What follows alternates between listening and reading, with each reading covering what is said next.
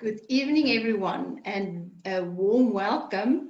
I'm just waiting for some people coming in. Let's just quickly give everyone a chance to log in. I hope everyone is well and is staying safe. It seems like our weather is turning up. It was a lovely day today in Bloemfontein. So a very warm welcome from our side. Let's quickly see, while we're waiting for people to join us, you can maybe you'll see there's a chat box. Maybe just share with us, where are you guys from? And also tell me, what age are your child? I would love to hear who I'm talking to. So if you can maybe just there in the chat box, Marlies, my sister, is going to help me with, she's our panelist, so she will be helping me with answering questions and all of that. So let's see, where are you guys from? I see I've got Corinne here. Where are you dialing in from? I'm just struggling to see where is my chat. There's my chat. Just share with us where you are from. And also your age, your child's age. I just want to know who I'm speaking to. Always helps us, because I'm going to talk a little bit about both ages, different ages from grade R, I would say, until matric. Durbanville, and there's a teacher. Hello, very well, warm welcome to you. Okay, and what grade teacher are you, Corinne, if I may ask? Let's just quickly see. Marlies will also be handling our Facebook page to look at some of our responses over there. So let's quickly carry on. I don't want to be long. I know time is very, Corinne is learning sport. Okay, thank you. Corinne, time is of the utmost, I know everyone's got limited time, so I really want to do this, not fast, but I want to just get to the point, and I really want to ask you guys to participate and ask questions. Like I said, Marlies will also answer it. And a little bit about ourselves. Not everyone knows us, so let me just quickly give you some background. Like I said, I'm Karen. I was a teacher many years ago, and I'm married to my husband, Dion. He's a professor in chemistry, lecturer at the University of the Free State. And the third party is my sister, Marlies. Her education is, she's a registered nurse. And our business started 13 years ago, when my son was diagnosed, first of all, with ADHD. So I was a teacher, but I also, you know, it happened that I was a mom getting on this road of a child that really needed support. And at that stage, I didn't have all the knowledge. He's now 20, so that's me, he's like 37 years old. And, you know, at that stage, we had to do a lot of research and make certain, you know, what could we do to help him? And that's actually how the business started. We are very proud to say that everything that BioLink does, and this is very important to us, because you deal with the public, and because anyone can put anything on the internet or anywhere. I mean, we can say what we want, but everything that we say is backed by science, proved in scientific journals. So for us as a company, it's very important that we give parents and teachers the right information, the correct information. Because I can remember when I was, you know, many years ago, when I started on this journey, in the end, you are so confused because you don't know what advice to follow. And then you've got the grandparents and friends, you know, coming with boerenrate and things like that. And so we are very proud in saying that this is what we stand for, and this is how we build the business going forward, is to give the correct information out there. Okay, so we are going to talk tonight about, and we see this so often, the input, what the children put in, and even students, is not what they get out.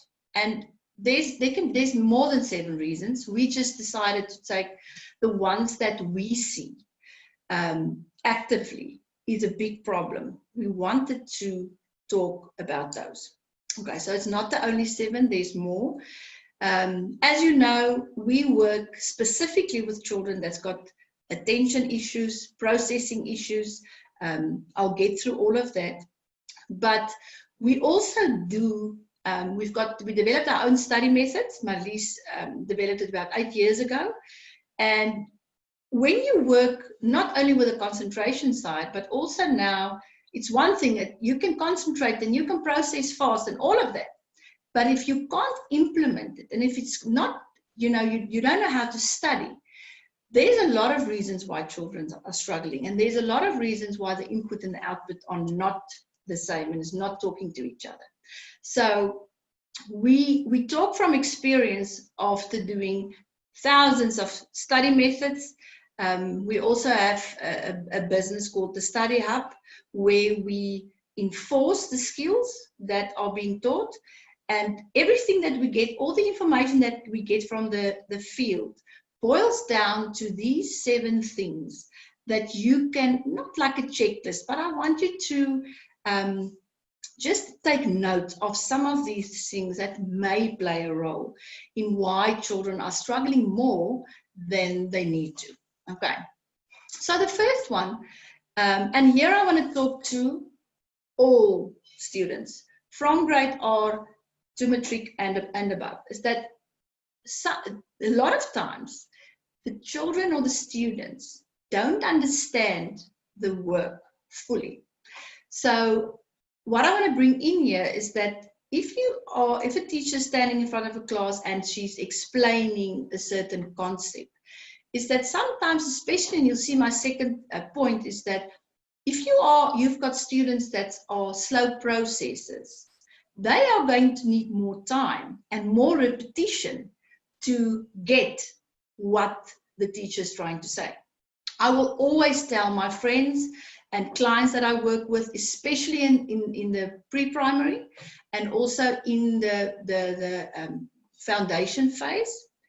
And I have to say this, I've got Henry, my son that's 20 years old, and then I've got a matric boy, Leon is 18, Marlies's daughter is also 18, and then I've got a Lard Lamiki, so I'm back in grade 2, he's now 7 years old. So when I work with a younger parents, this is so important, is that repetition is very, very important. If you sit with homework or you sit with something that you need to do that came from school, don't think if they get it right once that they've got it. You need to repeat, repeat, repeat. And a lot of times I know they get frustrated with repetition, but repetition is essential. I want to give an example of with what we are doing. So technology and how we are going through Zoom to the internet. Every time I had to do this in the beginning, I got so flustered because it was new. And even though it took us about, I would say for me, and I'm a slow processor, it took me about 6 weeks of constantly doing this same procedure so that I can now say comfortably, I know what to do. So repetition is very important. And then that's why I'm saying sometimes they don't get it, not because they don't really understand, it's just they need a little bit more time and they need a little bit of repetition. So it's so important that you make certain of that. Okay, second one is that, and remember, that's and I don't know what ages, I see we've got new people joining us now, what age your children are. But the foundation phase is one of the most important stages of a child's life. And I'm going to talk about where we are currently now with COVID. I'll get to that. I'm just talking about broadly, So sometimes now what happens is we get this every day. Parents would say, but remember, parents come to us for 2 reasons mainly. When the teacher complains about behavior, or you see a certain drop in marks. So that's the only 2 reasons why people really seek for help. Now, what happens sometimes as parents, and we all do that, is we look at marks, and that's our only measurement to see if they really comprehend. So we look at that. And now, as they go up in some of the grades, the mark starts going down. And that's when they phone us. Now, if we assess them, and I'll get to our assessment, and I look at the assessment, the results explain to me exactly why we see that. So now a student comes to us, they are, let's say, for instance, they've got poor processing speed and they're impulsive, for instance. Now they're in grade 5. But if I do my interviews with the parents, they will say, but you know what? I actually saw everything that you are telling me now in grade 1 already. So now they're in grade 5 or grade 4. So you do get that they do fall behind with certain aspects of what they get taught. And where you see it mostly is in languages and mathematics, because we build on layers and layers. So it is so important to not fall behind in certain subjects, because the stress the next year and the year after that just becomes much more. Okay, so we have to look at, are your child on par? Are they where they're supposed to be? Now, this is the big one. And I want to, you'll see I gave a lot of information here, and because I want you to really read and talk with me with this, is that cognitive skills forms the foundation of everything. Now, the word cognitive skills, most people don't know what it means. I've spoken to sometimes some teachers that don't even know what that means. They know what's attention, they know what's working memory, but the collective noun of that sometimes are not very familiar in South Africa. So I want to talk about cognitive skills. Now, the first one, and the one that always gets it's always the culprit of all struggles, is concentration or attention. And it's not, I'll get to that. But there is actually 3 types of attention. The first one is your sustained attention. So for how long can a child really perform? So this is one of the things that we measure. I'll talk about that just now. And if you look at behavior of children that struggles with sustained attention, you'll find it's something like you can't get them to start, or they will start and then will say, Mom, I just quickly need to go to the bathroom. Does anyone, I see we've got a lot of people joining us now, is this some of the behavior, or maybe as a teacher, some of the behavior that you see is that they just start and then they get up and they want to go do something. So that's sustained attention. The next one is selective attention. So that's meaning I'm sitting here and I'm talking to you, and my family is cooking in the kitchen. So I hear everything that they're saying, but I can filter it out. I can absolutely keep my focus, and I hear how they're in my cutlery cupboard at the moment. So it's getting to filter those distractions. Okay. And a distraction is something that I can tell you is that, how do you know what is distracting your child, auditory or visual? How do you know? And if you maybe know, because a lot of parents will say, but I know my child, or in a classroom, yeah, they look at everything. But how much? How severe is that? And I'm going to answer that question to you. And then the third one is the most important one, especially in school today, where everything is fast-paced, and even now, currently where we are now, where the jobs that teachers need to do is essential, okay, is that multitasking, your divided attention. Okay? They're supposed to do 2 things at a time, okay? And if you've got issues with that, you're going to struggle with your divided attention. So the attention is actually very broad. The next one that's important is memory, because that's when we are going to, recall what you've learned. Okay, so that one is an easy one. But I want to talk about another part of memory, and I want to talk about working memory. In Afrikaans is your werkende geheue. People don't know what that is. I like, because I was a teacher, explaining it with examples. So if I talk about working memories, information is coming in, either through my ears or through my sight, and then I need to get that information, grasp it, hold it, and maybe do something else and something else while I'm keeping all of this together. That's working memory. So let me give you an example. If I give you the calculation of 6 plus 9 plus 5, the first thing you're going to do is 6 plus 9 is 15, plus 5 is 20. So what did you do? You took the first one, you took it, you got the answer, you held it there, and then you add the other one. So children that struggles with working memory really, really struggle with a lot of multiple step directions. Now, throw in there a slow processor. So if you've got a working memory issue and you're a slow processor, these children struggle so much. So those are also the children that's, if you give them a task, it will really take like forever. And remember, what happens if a child starts struggling? I've got 3 boys. And as soon as they start struggling, my little one, he hates struggling. He doesn't want to struggle. What do they get? They get emotional. And if they're emotional, nothing works. I'll get to emotions in just a while. Okay. So we need to look at memory. So those 2 memory sides are very important. Then we need to look at auditory processing. And that's now obviously where we use, auditory processing is essential for reading fluency, reading comprehension. Okay, so everything that's coming in.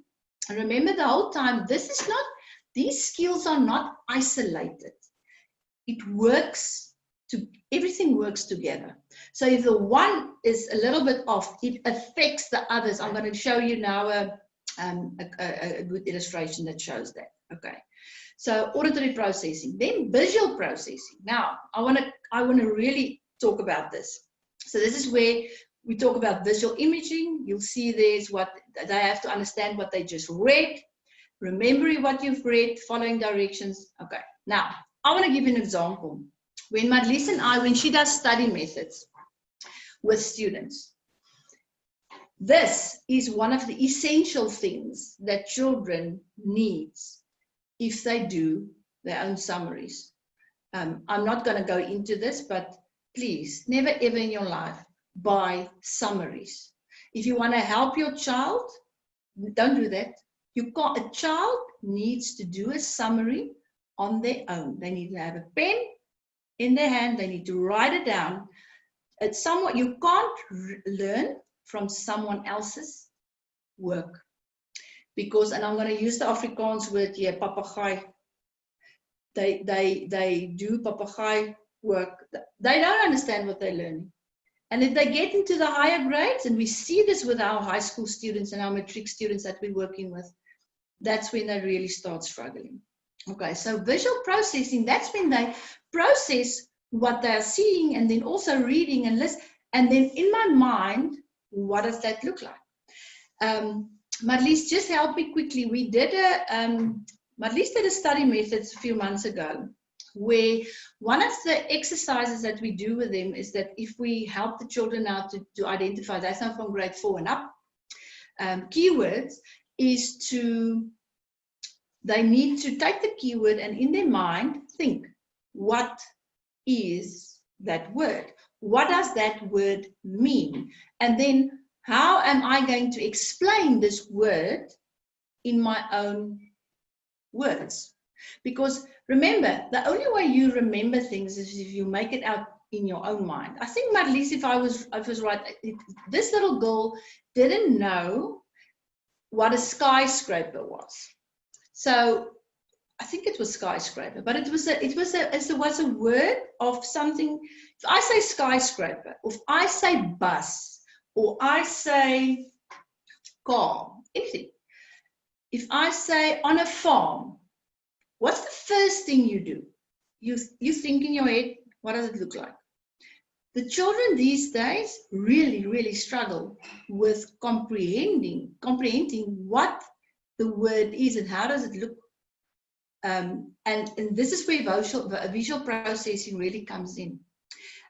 So essential. They need to. So I'm going to tell you what I do with my grade 2 child. Because now remember, I know what the children are struggling with. He's got an amazing vocabulary and understanding of the words, but it's because I know what I know. So if we do, for instance, spelling words, or we need to read a paragraph, I'm always very, very cautious and do this, especially if you've got younger kids where you are still, working with them and helping them with homework, is to make certain that they do understand the words, what they are reading. Marlies is saying it's understanding what they are reading. Yeah, reading comprehension. Okay, because that's the foundation of making summaries, of learning, and again then go write a test and exam. So if the foundation is not laid correctly, that's when they struggle. So what I do with him, for instance, is that, and I'm not one of that moms that's so anti technology, because there's a place for technology, is that if we do spelling words or we read something, is to make certain I will ask him, what does this mean? What does this word means? And if he doesn't know what it means or what it looks like, I give him my iPad or my phone. Now, I do this normally when I wait for my chicks boy, and then I will say, okay, I'm just thinking that the one word that you were struggling with, the word moeras. I don't know what that in English is. And I said, what is that? And he was like, of course, I don't know what that is. And I said, okay, let's Google. And I gave him my phone. And why I did that is I teach him how to spell. So he needs to put that spelling correct into my phone. And then what happens is the picture comes up. And then we have this discussion about that word. And really, I mean, in school, they get their spelling words and things like that. It doesn't have to take you forever to do this. But be very cautious of making certain they understand what that word means. And then I would even go further and say, let's make some sentences with that word. Let's play around. So this is very important, because in the end, if you struggle with this cognitive skill, they're going to struggle to learn. And then we're not going to get the output that we need. I hope this makes sense. Okay, and all the new ones that's here, please, if you've got any questions, you can just put it in the chat box. All right, then processing speed. Now, processing speed is one of the things that I can tell you scientifically and statistically, because we work with that every day, is something that a lot of students struggle with. But your processing speed doesn't mean now the child or you are slow. Next year, I'll be 50 years old, and I am a slow processor. It doesn't mean I'm not successful. I've got an international business. It doesn't define that. So don't think that, sometimes you don't understand the word and then you assume what it means. So a slow processor just needs that half a second more. The problem with a slow processor is that, especially in school, if the pace is very fast and you tell them, come on, Karen, you have to wait, do it, you have to finish. They get so anxious that they can't do anything. So everything just stops. So if you've got a child that is a slow processor, you may sometimes struggle with getting dressed in the mornings, because what happens now, and you will agree with me, I hear this so often. So now we're not getting dressed, and then as soon as you say, oh, come on, you have to do it, then everything just falls on the ground. Same with their writing tests and exams. If they know they never completed in time, going into that test and exam, they sometimes are already so stressed that they again struggle. Okay. Marlies is saying here, parents often assume that children understand everything they read, and it's not the case. And I'm glad she's pulling in there, because this is the things that we see when we do our study methods. The parent sits there with a child. And so often we would say, if we do a paragraph, and when we do our study methods, it doesn't matter in what grade the child is. The content that we use is from CAPS grade 5. Standard, we just work with that grade. And then sometimes what we will do is they'll read the paragraph, and there will be words in it. And then Marlies will do, and they will tell the parents. And it's not it's not to make them feel bad. It's just to show them that it's difficult sometimes to explain to your child what it means. So the word that we often tell the parents, it's like a game to say, explain to your child, what does the word sophisticated mean? Because I think this is grade 4 work when they learn about the mailing system in China, I think. Then the child doesn't know what that means. They can't explain to us what it means. And then we tell the parents, okay, now you explain to your son or your daughter, what does it mean? And then they give these explanations, but it's so high that the poor child, then we tell the child, did you understand what your mom was saying?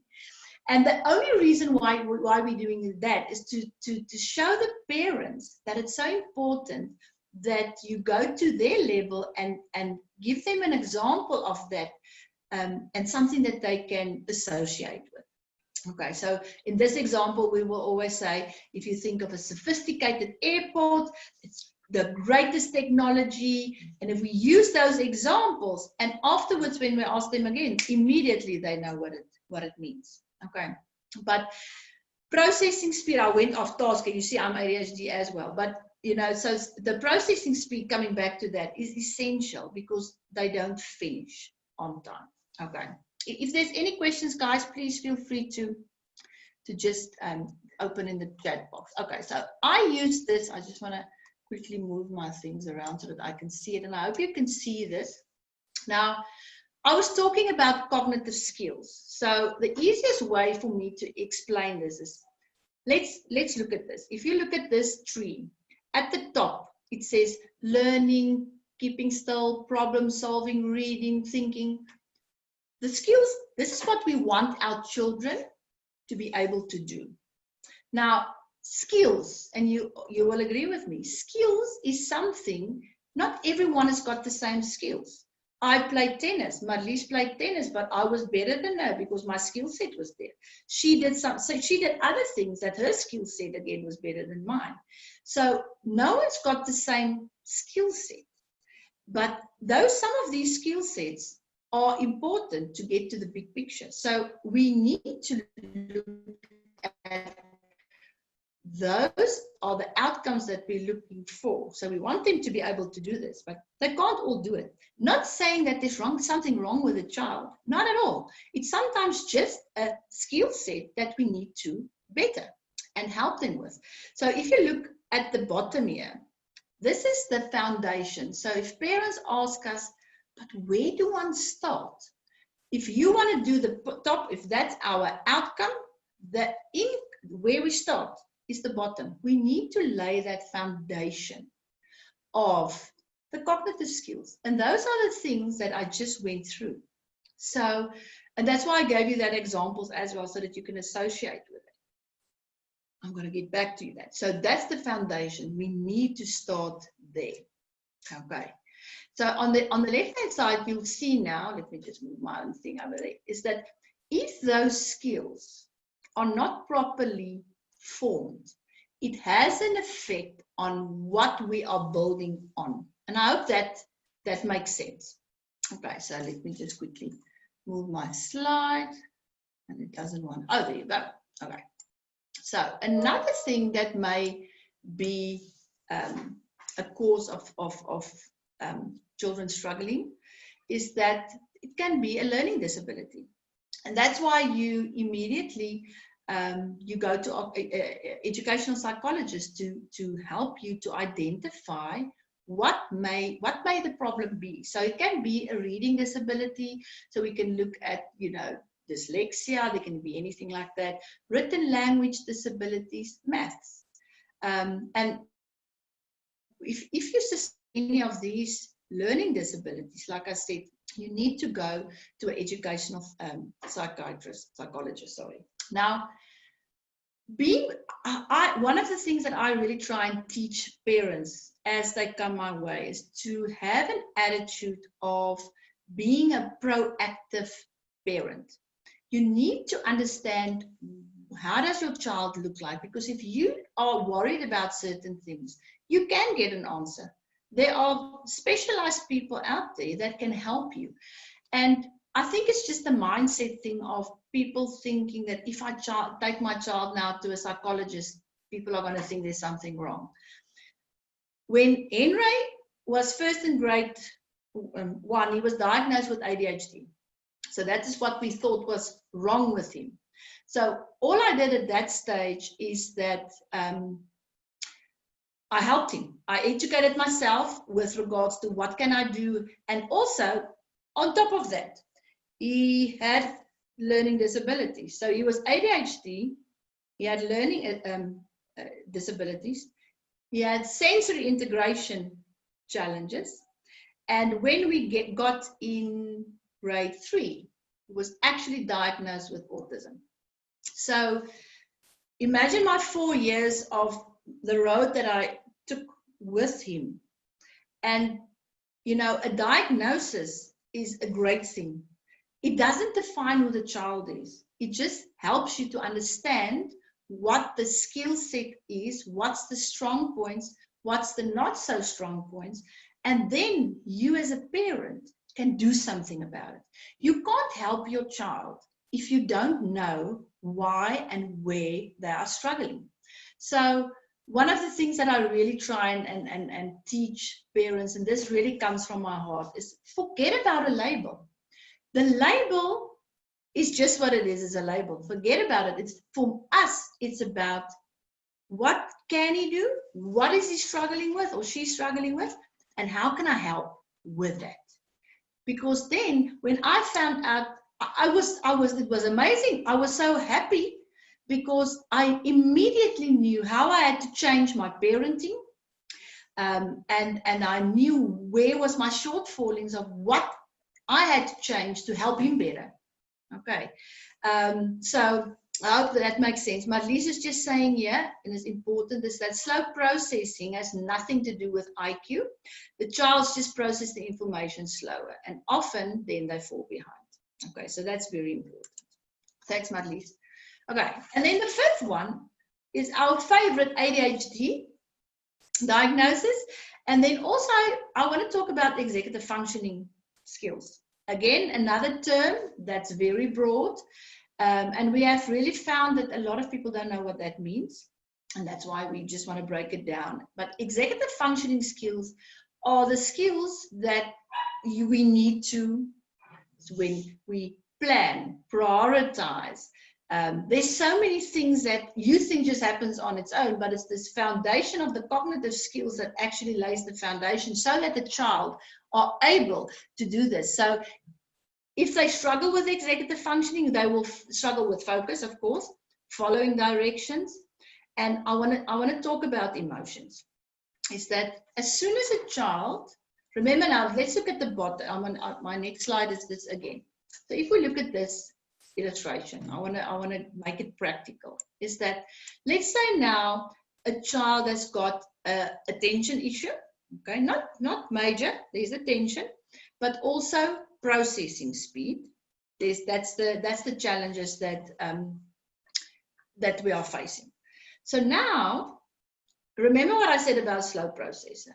If they get very anxious very fast. So now the teacher is standing in front of the class and she is giving whop, 3 instructions.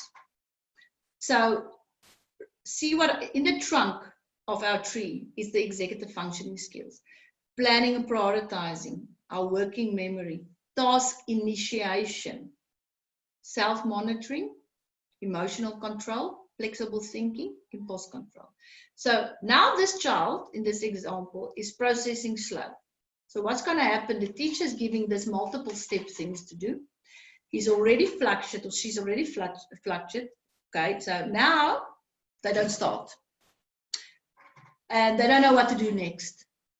And then they feel there's something wrong. And then it gets emotional. Can you see how this one thing goes up and it's going to, in the end, and you know what it looks like in the end? Attention. And it's not just attention, it's something else. It is attention, but there's other things that you need to look at as well. Okay, so I hope I explained this so that you can understand that the foundation is where this happens. Okay, next one. Let me just, I'm almost done. Sorry, I need to just, you know, you guys can't see it, but I just need to slide my screen. Okay, the sixth one is, and I've talked a lot about this, is that they don't know how to learn. What we find these days a lot, and I promise you, I think we did, I can't remember, Marlies, that we do about 80 kids study methods in the beginning of the year, different students, is that if they don't know how to learn, what's the results going to be? And what happens now is, and I did it with my other two boys, is I helped them how my mom helped me. And if we look at how content is looking now and how teachers are teaching, is that it doesn't work that way. You can't, they have to do it differently. We need to give them the skills to study, to be able to go through this process of reading it, skimming it, understand what I'm reading, go identify the keywords, identify the correct keywords, and then go on this process, because in the end we want to do summaries so that we can learn and then we can recall it when we write exams and tests, is essential. But they don't know how. So if they don't know how to learn, and I promise you, you need to do this from grade 4, you need to do this as soon as possible, because if you lay the foundation for that, you will never struggle in high school. I cannot tell you how many high school students we helped with study methods. Then they are in grade, I kid you not, 11. Then we do this work that I was telling you about now. Then they can't do it. It's just too difficult for them. So how do you help a grade 11 child that's almost going to matric? It can be done. I'm not saying it can be done, but it's going to be a lot of work to do that. So that's why it's so important to lay the foundation with that. So if they don't know how to learn, my advice always is look at study methods, keyword identification, all of that. Okay, very important. But we need to give them, it's a certain way, it's a skill set. Okay. And then comprehension, and I think this is the biggest one. And like I say, is what I do with my little one, is because I know when we work with our students in our centers that they do not understand words.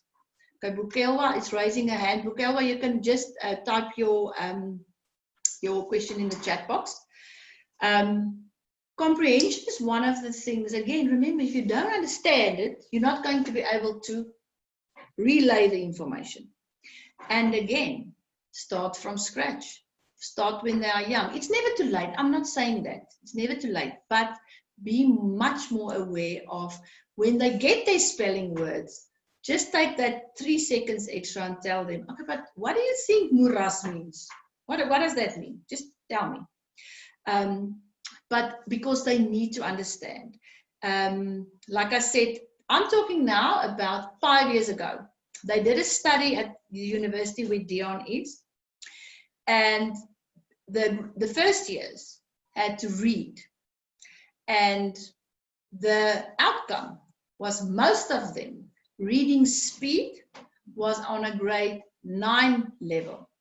Now, if you are at university and you are reading so slow, and then I'm not even talking about comprehension, you are really going to struggle to get through the work on a university level. That's why it's so important. And I hope I tell you that this is so important, that you need to start the foundation right. Okay. Bukelwa, I'm going to answer your question just at the end. I've got some advice for you there. So I cannot stress this enough, because and with girls, guys, we see this, is that, remember, most ADHD students are very clever. So they get away with their cleverness for a while. But as soon as they get into the higher grades, somewhere something goes wrong. And like I said, we need to, emphasize these things of making certain that all these different steps in this box are ticked. Okay, so comprehension makes certain they do that. All right, but when we do our study methods, we make certain that we educate the parents to help them at home. Because remember, a study method, anyone can do a study method. You can go online and there's many free courses out there. You can do that. The problem is the implementation. They need to understand how to do it now. And they have to practice it. Like I said, it's a skill set. Okay. So what can you do to help? And I want to now talk COVID. And I know everyone's sick of COVID. But my big worry, Bukelwa, and if I'm correct, you are from the department, am I right? I'm certain if you can just maybe type yes or no, I'm certain you're from the Department of Education. But yesterday I spoke to my best friend from grade 1, that's a teacher at a local school here. She's a HOD. And she said, yes, okay, Bokewa. She said that they, and it's a prominent school in Bloem, she's a grade 5 teacher, Afrikaans teacher. She's so worried about the grade 1s because up to now, they only had 45 days of school. Grade 1 is so essential. In grade R as well, because it lays the foundation for grade 1. But what do you do now? Because you are a parent. I don't know if you guys are working already, but I want to talk about COVID. And because I'm talking about my own, I've got a matric boy. My Lisa's got a matric girl. It's worrisome what's happening.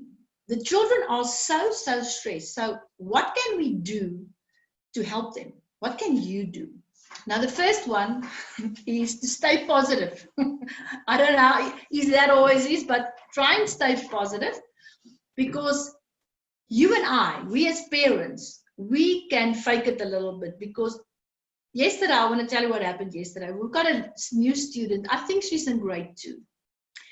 And normally when they come to BioLink, they are very excited and because it's really a relaxed environment and they never feel pressured.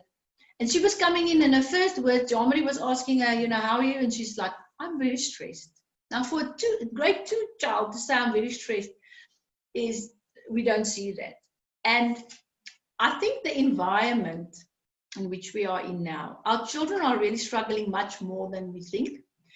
A big problem today is the fact that they go to school, they don't. They don't go to school, they go to school. I don't know in Durbanville and where all of you guys are, you're experiencing the same. What we are experiencing, and we had a discussion today, is that the children's attitude, we never struggle with it, never. But the situation that we are in now is children are in almost a holiday mood. They're not motivated, and it's because of this, what's happening. There's no structure, there's no routine. So now they are starting to slack. And now a lot of parents are starting to work. I don't know how you do this. Let's look at the other side. Teachers. I mean, the pressure that's on teachers is, I don't think we can ever comprehend that because they've got, my friend that I talked about yesterday, she's so stressed about not being able to help these children. And so here's where I want to tell you as a parent is that if we want to help our children, I don't care if you're working, I also work. I work full day, but I've got the matric and I've got the grade 2 child, is that we as parents need to step up and help them and make certain that there are structure. So if I say create a positive environment, what I'm talking about here is that, let's say you are working or you're not working, is to go sit and have a plan for every week. Every week's different, but you need to, because they don't have structure at school and what's happening, you need to somewhere give them the routine and the structure that they need. So try and create a positive environment. And you do that through planning. If you are still at home with your parent or with your child, Have like a schedule, and please, it doesn't have to be like school, period 1, period 2. What do they need to accomplish? Take a day, take it into different slots, and sit together with your child and say, okay, when are we going to do maths? When are we going to, and slot it in. If you are working, that's a different story. What I do is I catch up on the weekends. That's all I can do because I work, and I'm not going to do that at night because they are dead tired. So we need to step up as parents and help them, because I promise you guys, we are really going to have a big problem in 2021. They're all going to be behind, and then the pressure is just going to be much more. It is what it is.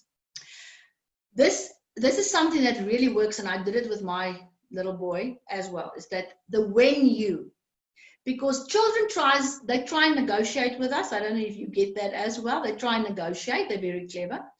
But you need to be strict.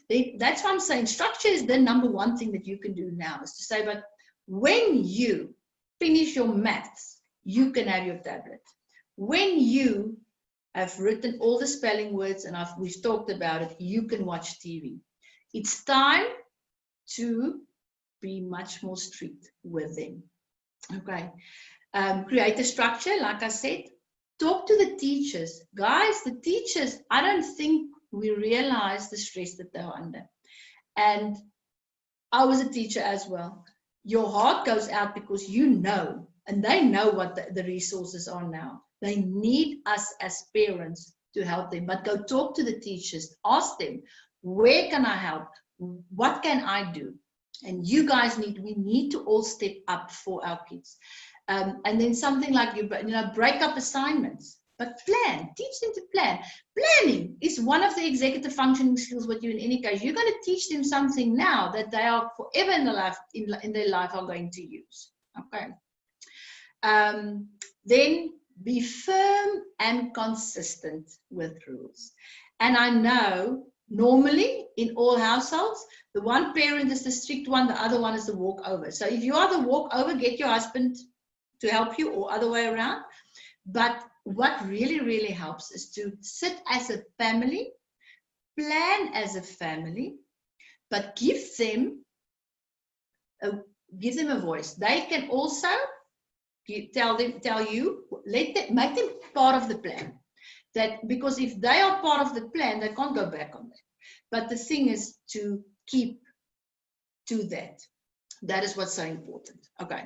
So I wanted to just quickly talk to you about focus. So focus is it's an online, well, it's online, or at the center is where we do a psychometric, scientific, objective measurement of attention. So Wikelwa was saying, my daughter struggles with spelling a lot. She's in grade 3 and I don't know how to help her. Okay. The first thing when I speak to a parent like that is to say, okay, she's struggling with spelling, but why? It can be many reasons. I just said all the reasons that it can be. So how do I know as a parent where to start? So if people always ask me, what do I do next? For me, the focus assessment is the best way to start to understand and remember what's my child's skill set. So this is a scientific measurement, like I said, but we are going to measure, and I'll show you now practically what we measure. Please, all I'm saying is do a focus assessment, consider that, not to look what's wrong. So Wikelwa, you don't test your child to look what's wrong. You want to understand the skill set. If we have the skill set, we can now look at why are X, Y, and Z happening, and then we can look at ways. So many times when I do a focus assessment and a child's processing speed is slow, I can help them immediately. I help them with how to schedule homework, doing homework, learning, but I need that information to give the best advice. Okay, so focus measures 4 things: attention span, sustained attention, processing speed, impulse control, and then what does auditory and visual distractions, do they play a part in my child's ability to stay focused? So many times children are distracted by noises, and that makes them impulsive because they are anxious. So now a child is impulsive and then can't pay attention. So now that child is put on medication. But the primary problem is not the attention. The primary problem is the distractions. So now the medication is not working. Medication, guys, works, but for the right child, for the right person. So we need to get to the primary problem. So with focus, we can get to the primary problem. So I just want to quickly show you here how easy this is. So I said assessment, attention, performance, processing speed, impulse control. I'm just showing you that. So we measure the child against his own age group and gender.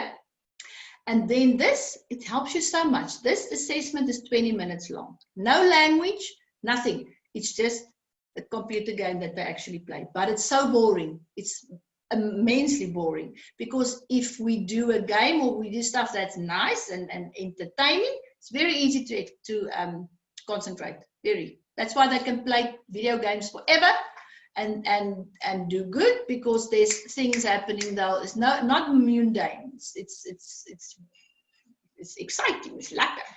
So, but now how this works is, if I look at attention, now if we look at this, the assessment is 20 minutes long. This child's score was 59%. So that averaged to about, so I could tell the mom, listen, your son's attention span is approximately 13 minutes. So I break it down to minutes so that we can, and then you can, you know, give them advice. Okay, how long should homework be, for instance? You know, how long should a task be? So this just shows you the skill set. This child is slow processor. Okay, so that explains why homework is taking long. So these two constructs are positive building blocks of concentration. So we want to go to the right-hand side on that side. And then impulsivity it's a negative building block. We don't want to be impulsive. So we want to go to the left-hand side. Okay. So this is just to show you as a parent, if you do an assessment like this, it's going to answer all the questions, because with every construct, we are going to be able to tell you what's the behavior you are going to see and what we can do. On the right-hand side, this is just a presentation actually for our Wiley clients. But I want to show parents that if I work with your child, because remember the sessions in the neurocognitive training that we do is measured. We measure it. That's what happened with my son, is that, like my husband, remember I said, you know, you don't want to be married to a scientist because they don't believe anything. The OT would say, but Henry is better. And then he would say, how much? This is how we show the parents how much. So you'll see it's about 7 months sequence where afterwards we could show the parents, but listen, this child's attention span went up from 59% to 79%.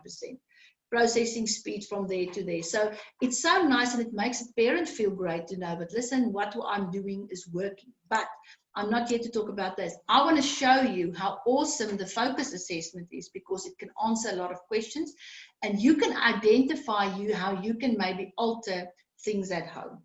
Okay, so I'm almost done. Okay, sorry, let me just move. Okay, so easy. What you can do if you're interested in a focus assessment is you know that we've got branches all across South Africa. You can go to our website and just find an agent and look in the biggest areas we do have agents. We do have the function that if you now in Pitsonderwater, we will be able to assess your child. It's not what we want to do, but we can. But just do the focus assessment. Just see if you can't get to the reason why. It's maybe just a sweet little tweak, why they're struggling to do something. Okay. And then we spend, when we do have, after I've done the assessment, I spend an hour with parents explaining to them exactly what it will look like, and we structure around that. How can I help them? And of course, we show them, because the neurocognitive training that we do, we teach the brain and enhance those skills that they are struggling with. We are enhancing, and it's permanent change. So that's how we, that's our intervention. And like I said, we do what we're doing now. We really want to try and educate parents We do a lot of webinars. If you are a grade 3 parent, maybe now we are going to do a webinar and workshops on how do I prepare my child for grade 4. If you're a grade R parent, we are going to do one for grade 1.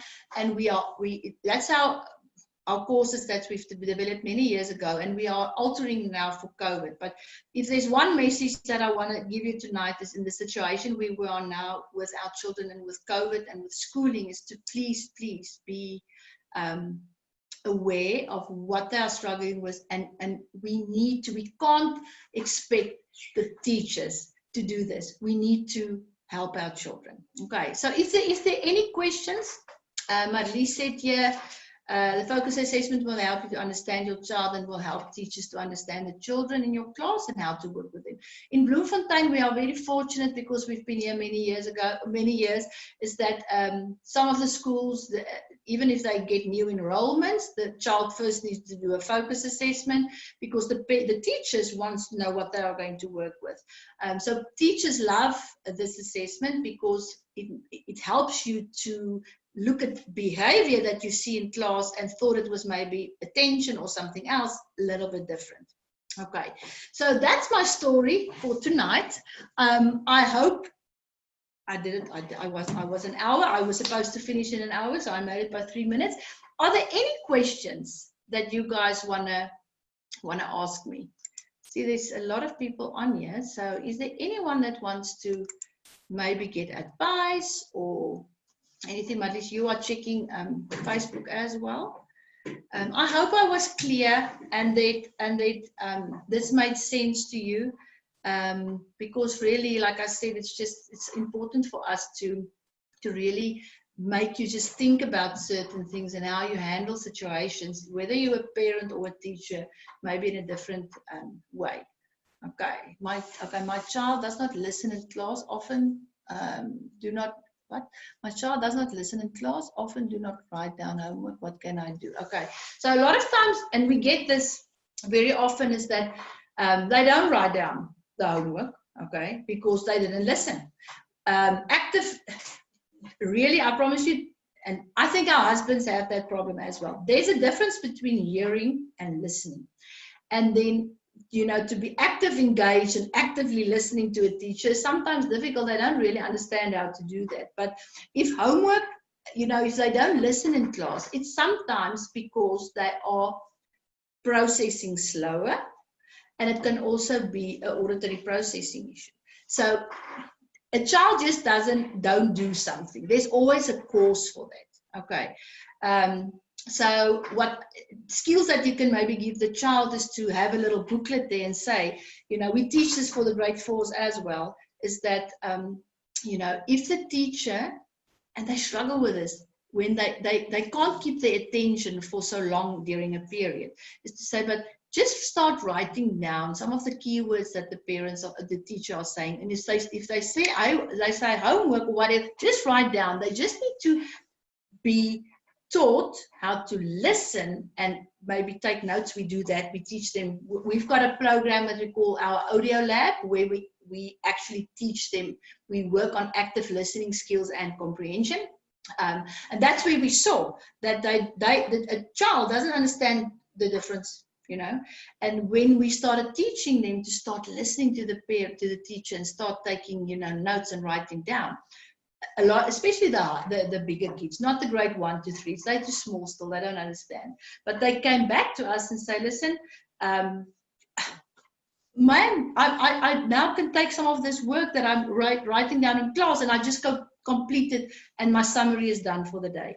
So it's very nice to do that as well. Okay, Maria asked my child to fight with me during her homework time. I just want to finish, and it takes a long time. I'm just tired and don't have the patience. Now, I know this, is that, but you know what's the problem? Is that it depends on Maria when this happens. I saw this with Henry. Remember, I can talk from experience because I've been through it all.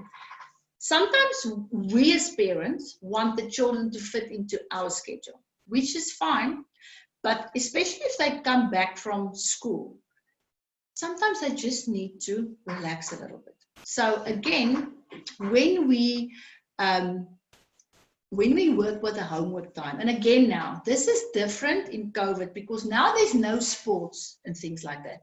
If we throw sports in this mix, it makes it just much more complicated. But the thing is, what we need to tell them and how you get fighting out of the way is, like I said, make them part of the plan.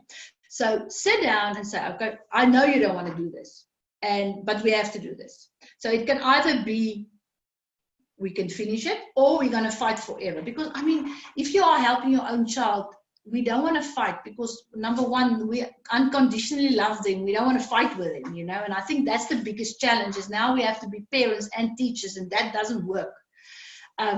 So to make them part of the program, of the planning, to say, okay, so we need to do this. I promise you guys, and parents came back to me and said, I'm so glad this stupid little advice changed everything. Have a timetable, depends on, are you working, are you not working, and then schedule what you need to do. And let them decide when are we doing it, and stick to that time and work with timers. A timer helps them to know when to finish. Okay, I hope I've answered that. Okay, Bukewa, it's a big pleasure. Good. Okay, Corinna, what's the cost of the focus and how does the process work? Okay, so while everyone, we've got specials for COVID. So COVID, the COVID special for focus is 250 Rand. Normally a focus assessment, guys, are very cheap. We charge 400 Rand for a focus assessment. That includes the assessment that we take off. You get your report and we sit for an hour. If you have ever assessed your child anywhere else in the world, you will know that this is very cheap. But now we've got a special price for 250. And like I said, remember, you can contact your nearest agent and just phone them and just make an appointment. And that's what we're going to do. So we assess and we do the feedback. But that's where we really spend time with the parents, because I want to help you understand and then take it from there. Okay, Judy asked, from my child is 5 and okay. The assessment is standardized from the age of 5, but I can tell you, Judy, is that the boys are sometimes at 5 not ready to do this assessment. The girls are. If a parent are very adamant and say, I want to test my child, I will assess them. But if I see that they are really, sometimes at 5 don't understand when to press the space bar and when to leave it. How the focus works is it's a yellow star that's flashing on the screen slowly.